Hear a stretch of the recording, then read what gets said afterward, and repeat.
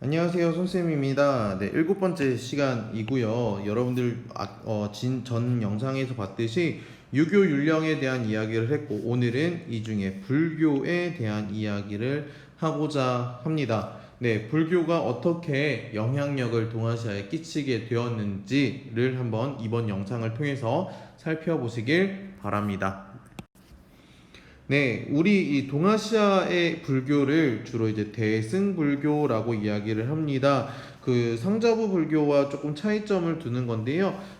대승불교 같은 경우에는 부처와 보살의 자비로 중생을 구제한다는 게 키 포인트가 되겠지요. 네, 인도 간다라 지방에서 시작된 그 불교가 중국을 거쳐서 한국으로 들어오고 일본으로까지 전파되는 모습을 오늘 여러분들이랑 한번 살펴보도록 하겠습니다. 네, 대승불교가 어떻게 전파가 됐는가? 화북 지역, 우리 화북 지역은 황허강 이북 지역을 이야기를 하는데 중앙아시아를 거쳐서 기원 전후의 전래가 됩니다. 하지만 용성하게 된 거는 거의 5호 16국 시대 유목민족 국가들의 후원으로 본격적인 확산이 이루어지고 있습니다. 그리고 나서 남북조 시대에는 황제 권위를 드러내기 위해서 거대한 불상을 성립을 하는데, 네, 보이시나요? 절벽에 깎아서 만든 윈강석굴의 모습을 살펴볼 수 있습니다. 또한 강남 지역에는 해로를 통해서도 바닷길을 통해서도 전래가 되는 모습을 살펴볼 수 있네요. 네, 넘어갈게요. 네, 그 다음은 한반도로는 국가체제 정비 과정에서 뭘 위해서? 그렇죠. 왕권 강화를 위해서 받아들이게 되더라.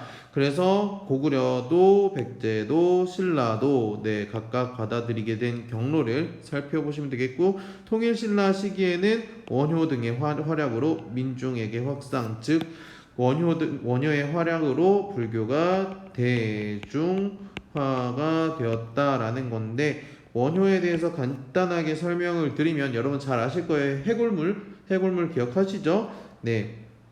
하나로 불교가 쪼개지는 것을 하나의 마음으로 합치자라고 얘기해서 일심 사상을 점하기도 했고요. 여러분들 그 부처님 그 스님 가면 뭐 나무 아미타불 관세음보살이라고 얘기를 하죠. 나무 아미타불이 나한테 오세요라고 하는 아미타 신앙을 전파하였다라고 보시면 될 것 같습니다. 그래서 나무 아미타불 관세음 보살만 주구장창 외치면 나도 극락에 갈 수 있다, 천국에 갈 수 있다라고 주장을 하는 이런 사상적인 이야기입니다. 네, 반대로 일본에서는 이제 6세기에 백제로부터 불교를 받아들이게 되었다라는 게 이제 동아시아 전파 루트라고 보시면 되겠고요. 네, 불교가 이제 어떻게 토착화, 말 그대로 각 국에 뿌리 내리게 됐는지. 첫 번째는 국가불교입니다. 아까 여러분 얘기했지만 왕권 강화 또는 황제권을 내보이기 위해서 거대한 석굴이나 사원들 그리고 사찰들을 많이 만들었다라는 건데요. 배경은 왕즉불의 논리입니다. 왕즉불 여러분들 잘 아시죠? 왕이 곧 뭐다? 곧 부처다. 네, 왕이 곧 부처라는 논리로 내가 부처이기 때문에 너희들 나를 믿어야 된다라는 논리로 왕권 강화를 위해서 들어왔다. 그래서 아까 얘기했지만 거대 사찰과 불상, 그래서 윈강과 롱방석굴, 아까 윈강석굴 보셨죠?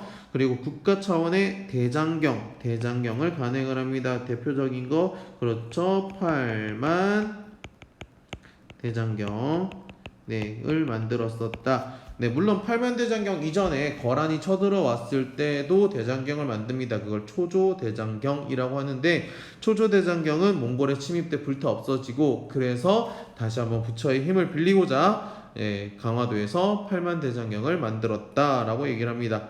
승려들은 이제 종교 의례를 주관을 하고요. 왕의 자문을 담당하는 왕사와 국사제도, 요거는 고려에서 주로 많이 있었고요. 네, 그리고 외침시 승병 스님들이 군대를 이끌고 나라를 나라의 평화를 위해서 힘썼다라는 겁니다. 오른쪽 보시면은요, 그 일본의 대무천왕인 쇼무천왕 대한 이야기입니다. 잘 한번 읽어보시고 그냥 참고 자료로 보시면 될 것 같습니다. 넘어갈게요. 네, 두 번째는 전통 사상이나 고유 신앙과의 결합. 대표적인 거 그렇죠. 지난 시간에 봤던 유교와 결합이죠. 당나라 때 부모 은중경이라는 책을 편찬해서 유교에서 강조하는 효를 강조합니다. 그래서 너희가 부처님을 믿더라도 효를 잊지 말아라 하는 식의 이 그림과 함께 설명을 해놓는 모습 나와 있고요. 또한 토착신앙과 결합을 한다는 거는 우리 뭐 산신각 또는 칠성각 이런 것들이 있어서 산신령이 우리를 뭐 보호한다는 그런 토착신앙과의 결합이 우리나라에 있었고요. 일본 같은 경우에는 고유 신앙인 신토와 결합을 해서 신토와 불교가 스며들면서 합쳐진다. 다시 한번 정리해 보면 신토와 불교가 스며들며 합쳐진다는 신불습합 사상으로 발전한다는 거 여러분들이 잘 살펴보시면 될 것 같습니다. 각각 특징 국가별로 어떻게 결합이 되어 있는지 살펴보시길 바랍니다. 넘어갈게요. 불교 문화도 커지죠. 그렇죠. 아까 뭐 부처, 석불, 불상, 불상과 뭐 그다음에 탑, 건축술 얘기하면서 주춧돌 탑, 종가탑 이런 것들을 보면서 다양한 불교 문화가 발전했다라고 여러분들 잘 한번 살펴보시면 되겠고요. 그 다음에 여기 인쇄술 아까 얘기했죠. 뭐 무구정강 대다라니경, 일본의 백만탑 다라니경, 그리고 고려의 팔만대장경 등 인쇄술과 대장경 이런 것들이 많이 발전하게 되더라. 불교를 통해서도 문화가 발전하더라 라고 살펴보시면 되겠고, 가장 중요하게 보는 게 바로 이 인적 교류입니다. 인적 교류. 스님들이 어떻게 왕래를 했는지 불교를 공부하고 불경을 획득하는 목적이었는데 국적을 초월해서 이동을 하고 서로 교류를 하는 모습을 보입니다. 그래서 지금부터 이제 국제인으로서 스님들의 모습을 살펴보도록 하겠습니다. 대표적인 인물이 이제 현장이라는 사람도 있고요. 그 교재에서 선생님 다양하게 다 정리를 해놨는데 현장은 당나라 사람이고 7세기에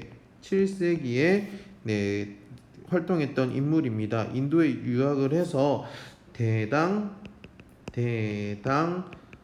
서역기라는 책을 저술을 합니다. 이 사람이 바로 이 현장이고요. 여러분들이 서유기에 보시면은 서유기의 삼장법사 있죠? 삼장법사의 롤모델이 되었던 사람이 바로 이 현장입니다. 그래서 당나라에서는 이 현장이 당나라에 당나라에 와서 이 대당서역기를 기념하기 위해서 이런 대안 탑을 현장을 위해서 축조를 해주는 모습을 볼 수 있습니다. 두 번째로 살펴볼 거는 신라의 해초라는 사람인데요. 해초는 8세기에 활약했던 스님이고요. 여러분들 아시다시피 왕호 천축국적 여기 보시면은 천축국 이쪽 중앙아시아의 천축국에 갔다 오는 이동 경로를 볼 수 있습니다. 여러분들이 잘 한번 정리해 주시고 평택호에 그 해초 기념비가 있어요. 혹시 관심 있는 친구들은 한번 보시면 좋을 것 같네요. 넘어갈게요. 그리고 나서 이제 해자 같은 경우에도 해자는 7세기에 우리 그 고구려 승려인데요. 일본의 쇼토쿠 태자 다이카 개신을 이끌었던 쇼토쿠 태자의 스승으로서 활약을 하고요. 당나라 승려였던 감진은 8세기에 가서 일본의 계율을 전파하는데 여기 보시면 특징으로는 눈이 감겨 있는 감진의 모습을 볼 수 있습니다. 그 감진이 일본에 가기까지 한 8차례 정도 갔대요. 그래서 가는 길에 너무 고생을 해서 일본에 도착해서 눈이 멀었다. 그래서 감진의 그 조각이나 감진에 대한 그림들, 감진에 대한 설명들 보면은 눈을 감고 있는 모습을 자주 볼 수 있습니다. 네, 그렇게 보시면 되겠고요. 의상과 일본 같은 의상은 우리나라 우리나라 승려이고요. 엔니는 일본 승려인데요. 각각 당에 유학을 했다 오는 의상은 원효랑 같이 갔는데 원효는 안 가고 의상은 갔다 왔죠. 엔닌 같은 경우에는 당에 유학을 하는데 요 이야기입니다. 당에 유학을 하는데 이 사람의 도움을 받습니다. 바로 장보고인데요. 이 사람이 엔닌 옆에 있는 스님은 엔닌이고요. 이 사료에 보시면 이 책 이름 나오죠. 예, 바로 이게 입당 구법 순례 행기인데요. 이게 엔닌의 책입니다. 이거를 남김으로 해서 이 사람이 장보고의 도움을 받았구나 이렇게 알 수 있는 거죠. 네, 그렇게 여러분들이 각각 정리를 해 주시면 좋을 것 같습니다. 네, 지적 교류 아까 얘기한 것처럼 불경을 읽고 이해하는 과정에서 아까 한문 얘기했었죠. 그래서 한자를 통해서 의사소통을 하고 우리나라에서는 이두, 일본에서는 가나 등의 문자들도 등장을 했었다라고 여러분들 살펴보시면 될 것 같습니다. 네, 오늘 내용 한번 정리를 할게요. 오늘 내용은 불교에 대한 얘기. 굉장히 빠르게 지나갔어요. 네, 최대한 여러분들이 빨리 볼 수 있게끔 얘기를 하다 보니까 말이 좀 급해진 것 같은데 간단하게 정리를 해드리면 일단 불교가 어떻게 전파됐는지를 기억을 하시면 일단 인도에서 시작해서 기원 전후에 중국으로 가고요. 거의 중국을 통해서 한반도에 오게 되고요. 한반도에서 주로 백제에서 일본에게 전파하는 그런 모습들을 살펴볼 수 있습니다. 그래서 동아시아 불교의 특징으로 얘기를 한다면 그 왕실 일단은 가장 중요한 거는 즉 불사상이죠. 그래서 불교를 믿는 것이 바로 왕권이 어떻게 된다? 그렇죠. 왕권이 강화되는 데에 이바지했었다라는 것 여러분 살펴보시면 될 것 같고, 그리고 전통사상과의 결합 어떤 거와 결합? 그렇죠. 유교와 결합 또는 토착신앙과의 결합,